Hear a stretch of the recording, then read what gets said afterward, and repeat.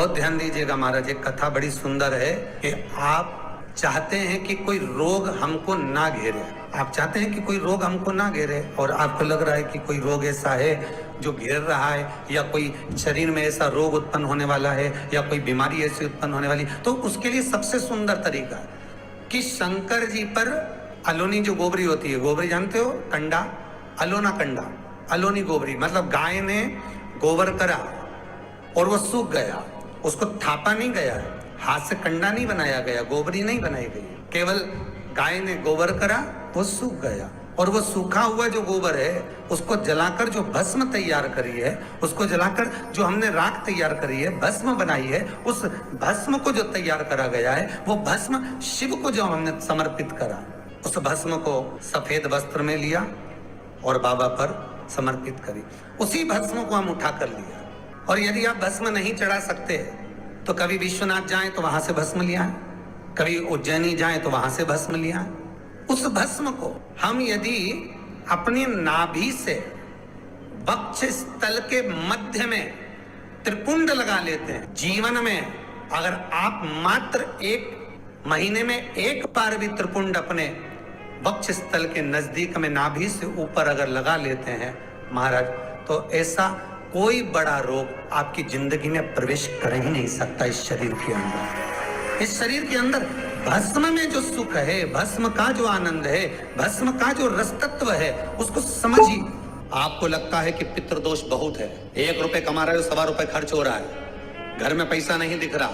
Tension आए दिन आ रहा है, कुछ ना कुछ काम अटक रहा है, बच्चों का जॉब नहीं लग रहा, बेटियों की शादी, बच्चों का विवाह नहीं हो रहा, संतान प्राप्त नहीं हो रही, कहीं आपको लग रहा है कि पितृदोष है, किसी पंडित जी ने आपको बता दिया कि पितृदोष है, तो आप घबराना नहीं है, अपने को कोई कहीं जाने की जरूरत नहीं कि पितृदोष है तो मेरे को कहीं जाना पड़ेगा, मैं क्या करूं, बहुत भारी पितृदोष है, ऐसा कुछ नहीं करना। गंगा का जल लीजिए और गंगा का जल भरकर एक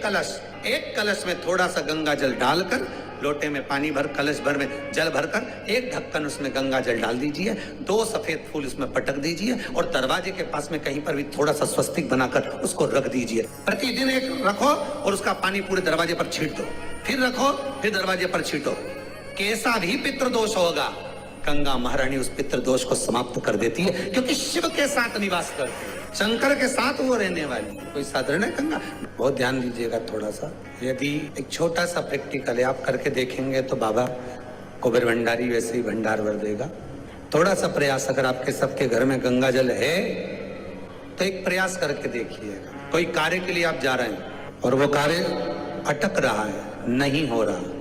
बहुत प्रयास कर लिया, बहुत दिन से लगे हुए कि ये काम होना ही चाहिए, ये काम बहुत जरूरी और होना ही चाहिए, नहीं हो रहा, एक कटोरी में गंगा का जल निकाल लीजिए और कटोरी में गंगा का जल निकाल कर तुम्हारे घर में एक सिक्का पड़ा हो, 1 रुपया, 2 रुपया, 5 रुपया, कोई सा भी एक सिक्का पड़ा हो, जो भी सिक्का पड़ा हो, कुंदकेश्वर महादेव का नाम लेकर, जहां परिंदा होता है, पानी का मटका होता है, पितरों का स्थान होता है, हंडा भरते हो, मटका भरते हो, उसके पास में उस कटोरी को रखकर 1 का सिक्का, 2 का सिक्का, 5 का सिक्का, 10 का सिक्का, जो तुम्हारे पास सिक्का पड़ा हो, जो भी तुम्हारे पास पड़ा हो, वो सिक्के को हथेली में लेकर कुंदकेश्वर महादेव का नाम लेकर उस कटोरी में डाल दीजिए और उस जल को नैनों से लगाकर आप काम के लिए निकल जाइए, वो काम आपका सफल होकर ही रहेगा, छूट नहीं सकता। गंगा के जल में वो बल होता है, और आप जो सिक्का डाल रहे हो वो ये समझ कर डालें कि कुंदकेश्वर महादेव को मैं गंगा में स्नान करने के लिए, हमारे यहाँ पहले हमने भी देखा, आपने भी देखा होगा, किसी जब बारिश नहीं होती है या कोई काम अटक जाता है, जब बारिश, तो क्या करते थे पहले के जमाने में कि मंदिर को पैक कर दे, उसमें पानी भर दे शंकर जी के ऊपर, आपने कई जगह देखा होगा, उसमें शिव जी को डुबा, तो किसके लिए डुबाते थे? कुंदकेश्वर महादेव के। ये नियम है कुंदकेश्वर महादेव का, ये कुंदकेश्वर महादेव को उस कटोरी में, उस बाटकी में सिक्के को, और फिर जब आपका काम हो जाए, आप जिससे मिलने गए हो, जिससे काम की बात करने गए और काम हो गया, तो वो जल ले जाकर सिक्के के साथ, सिक्का तो डालो मंदिर में, कहीं दान पेटी आदि में, और वो जल भगवान कुंदकेश्वर के नाम से शिव जी को समर्पित कर दो। बाबा से विनती करो, बहुत बहुत साधुवाद है बाबा, आपने मेरी लाज रख ली, तेरी कृपा बनी रहे, बस ये सुख मिलता है, उसको धन्यवाद दो बाबा को बार बार। हम तो रोज कहते, रोज प्रतिदिन उठो और उठते से धन्यवाद दे दो, धन्यवाद उठते से कहो। शिव को प्रिय है पुष्प में आंक का पुष्प, जो आंकड़े का पुष्प होता है शंकर को बड़ा प्रिय है। और दूसरे नंबर पर शंकर को प्रिय है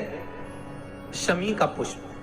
बहुत ध्यान देना महाराज। तीसरे नंबर पर शंकर को प्रिय है महाराज सरसों का पुष्प। सरसों होती है ना, जो राई अपन बोते हैं, सरसों बोते हैं, उसमें पीले कलर का जो पुष्प लगता है। हमारा तो निवेदन रहता है जब तक सरसों आए